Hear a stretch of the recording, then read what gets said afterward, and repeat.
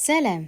كيبدا فيلمنا مع ليزي اللي كتكون كتهضر على ماماها وعلى الحب ديالها لماماها اللي كتكون مدمنه مخدرات، واخا هكاك كتبغيها وكتخاف عليها. وكنعرفوا باللي ماماها بسبب المخدرات ولا عندها انفصام في الشخصيه وما بقاش كتشوف مزيان. وكنعرفوا هاد البنت مسكينه عايشه في واحد العائله اللي ما مستقراش، ديما مدابزه بيناتهم، باهم ما كيديهاش فيهم، واخا كيدابزوا هو جالس كيتفرج. واخا هكاك البنت الصغيره كتبقى فيها امها، واخا التصرفات ديالها ما تيكونوش طبيعيه. وملي كتخرج امها تشري داكشي اللي مبليه به كتبعها بنتها ليزي، وهي غاده تابعاها كيجيها الجوع وكتاكل من الزبل. ملي كيدوز الايام دارهم ولات حالتها حاله، وحتى ريحه ليزي ما بقاتش زوينه، وكيضحكوا عليها في المدرسه بسبب حالتها. حتى واحد ما بقى كيديها فيهم وكيتهلا فيهم. ليزي في المدرسه حتى واحد ما كيحملها، كلهم كيتنمروا عليها وما بقاش كتحمل تمشي، وكتمشي غير 2 مرات في الشهر. في واحد الامتحان جابت نقطه مزيانه، والمعلمه ديالها استغربت وقالت لها كيفاش جبتي هاد النقطه وانت ما كتجيش بزاف. وقالت لها باللي واحد جارتها ايفا لقات ليها الموسوعه طايحه في الزبل وعليها قراتها، والنقطه اللي جابت راه غير زهر. ولكن المعلمه ديالها كتعرفها باللي هي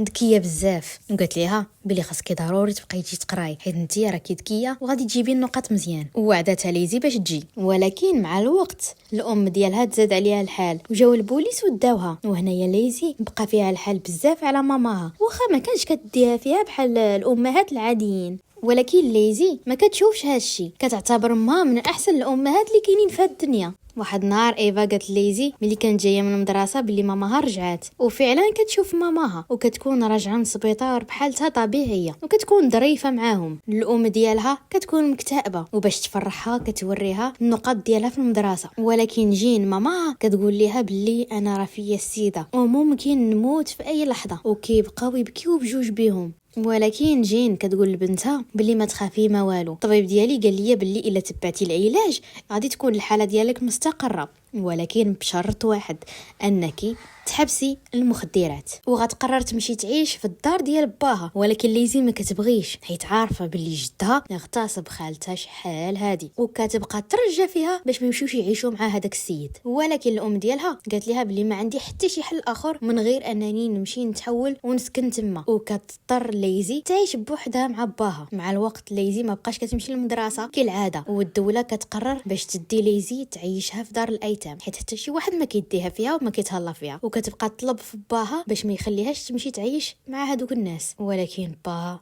ما داهاش فيها وقال لها غير سيري، وبقات كتشوف فيه بخيبه امل. الامل الوحيد اللي كان في باها هي فقداته. ليزي كانت هي الوحيده في ديك العائله اللي باغا تجمعهم، باغاهم يعيشوا مجموعين، ولكن القدر ما كتبش ليهم هادشي. ليزي في دار الايتام شافت الويل، كانوا ديما كيدابزوا دوك البنات، وكانوا لدرجه ان واحد البنت ما كانتش عاجباهم داروا ليها جافيل بلاصه شامبوان. كانت دائما عايشه في ستريس غير باش تتفادى المشاكل، وباش تهرب من تمايا قبلات باش تعيش مع ماماها في دار جدها. ليزي كتلاقى مع اختها الكبيره وخاصها توقع الأسوأ من حاله ماماها، وبدات كتشوف امها بحالتها الطبيعيه وبدات كتحسن مع الوقت بطبيعه الحال، وبدات كتمشي للمدرسه وهي نقيه حيت تعلمت كيفاش تدوش ملي كانت عايشه في دار الايتام، وكتشري الحوايج من الجوطيه. وولات عندها صاحبتها سميتها كريس، وحتى هي كيكون عندها مشاكل اخرين في دارها. مع الوقت الام ديال ليزي تبلات مره اخرى، وكانت واقفه معاها ليزي وصاحبتها كريس. واحد النهار دخل عليهم باهم ويتخاصم معاهم، وهنايا خرجت هي وصاحبتها وبقاو عايشين في الزنقه الايام وايام. كانوا كيسعاو باش ياكلوا، وشي مرات كيباتوا مع صحابهم وشي مرات كيباتوا في الزنقه. وهنايا كتقرر البنت باش تمشي تشوف امها، وكنعرفوا بلي امها تزاد عليها الحال بزاف، كتقول لها سيري قراي، قرايه راه مهمه. وكتعرف بلي باها ما خلصش الكرا وجراو عليه من الدار. وهنايا عاوتاني ليزي غتخرج تعيش في الزنقه، وكانت فرحانه واخا هكاك مع صاحبتها كريس. مع الايام عرفات بلي ماماها ماتت. نهار اللي دفنوها في واحد التابوت اللي كيكون قديم ديال الخشب،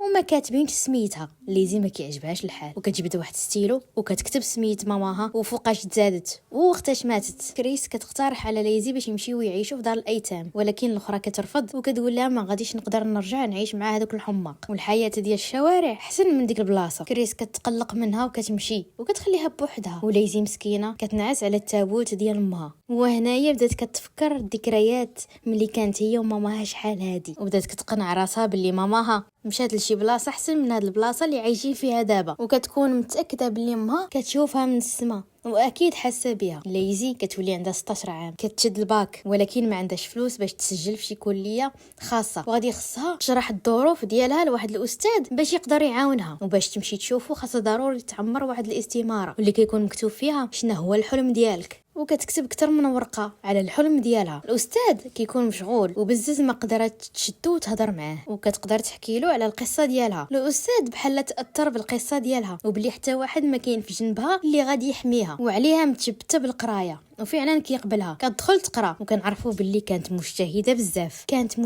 بزاف لدرجه انها كانت كترجع من لافاك حتى ل 11 الليل، وكتشد 7 ديال الطوبيسات باش ترجع في حالاتها. وكتشرح للاستاذ ديالها باللي باغا تدوز 4 سنين في عامين، عليها كتقتل راسها وباغا تنجح باي ثمن. وماشي غير هادشي، وكنعرفوا باللي كتخدم في الليل بواحد الريستورون باش تعيش. مع الوقت كتعاود تلاقى مع صاحبتها كريس اللي كتكون حتى هي رجعات تعيش في الشارع، حيت في دار الايتام غير كدير 18 عام كيقولوا ليك البابا الحباب، سير دبر على راسك. وكديها معاها ليزي لافاك ديالها وكتعرفها على الاستاذ وكتقنعو باش يقبلها معاها. هنا الاستاذ كيفاجئها وكيقول لها باللي العشرة الاوائل في القسم غادي يمشيو معاه رحله لهارفارد، واحد الكليه معروفه، وكيقول لها باللي انت جيتي الاولى. وكتفاجئ وكتصدم من هذا الخبر اللي قال لها الاستاذ ديالها. كتكون فرحانه بزاف، ولكن كريس كتقول لها باللي قرايه ما غادير لك والو، ما غاتجيك حتى شي حاجه من هذه المدرسه، وباللي هارفارد ما كتقبلش الناس بحالنا. ولكن ليزي ما كتسمعش ليها وكتمشي مع الاستاذ ديالها والتلاميذ الاخرين، وزاروا هذيك الجامعه لمده 5 ايام. غير كتدخل ليزي كتشوف بعينيها باللي دوك الناس اللي قاريين تما كيكونوا مميزين على الطلبه الاخرين،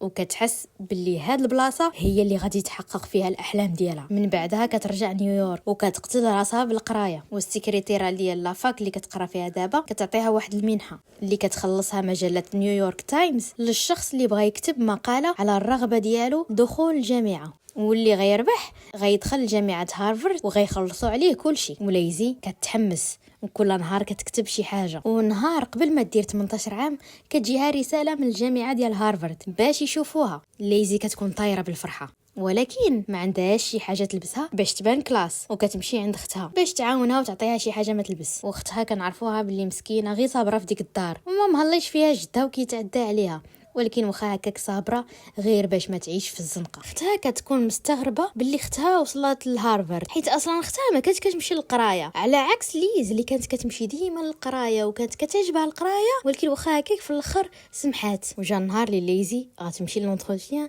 لهاد لافاك الكبيره، وكتبدا تحكي لهم على قصه حياتها باللي امها وباها مدمنين مخدرات.